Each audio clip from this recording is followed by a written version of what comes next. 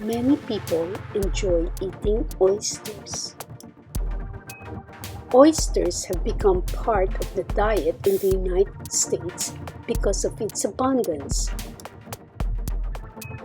Over the years, wild oyster stocks have declined because of overfishing and pollution. The oyster shells are now used to restore the New York harbor through the Billion Oyster Project.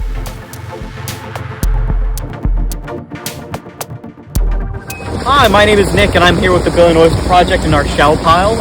Billion Oyster Project, our goal is to really revitalize the harbor with life and oysters, because oysters are actually super important to our harbor, right? They help clean up our harbor, they help protect our harbor, but in order to do that, we actually need a lot of oyster shells. Oysters love growing on other oysters, and because of that, as you can see here, we need a lot of oyster shells. So we work with about 75 restaurants across the tri-state area and actually get their shells and repurpose them.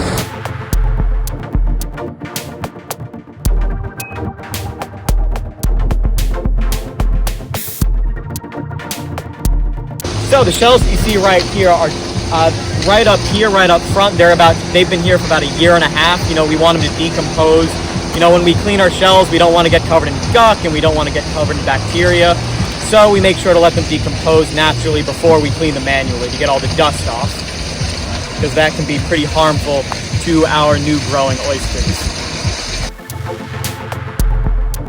That we have some volunteers currently looking through our newer shell. You know, we're grateful enough to get all of this shell for free. That being said, we do have to make sure that it's nice and clean. We don't want to get any garbage, so any metal forks, knives, plastic bins, plastic bags, even things like hot sauce containers sometimes make our way over to us.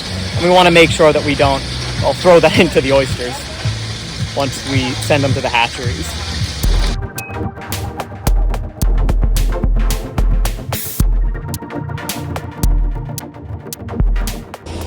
Yeah, so right now we're just picking through the oyster shells for plastic and other pieces of trash. Then after that happens and the shells are allowed to cure, they'll go into cleaning, into the system that's set up over there. So. Right down there we have a bunch of volunteers cleaning them up, and once they're cleaned up we can actually use those shells to grow baby oysters.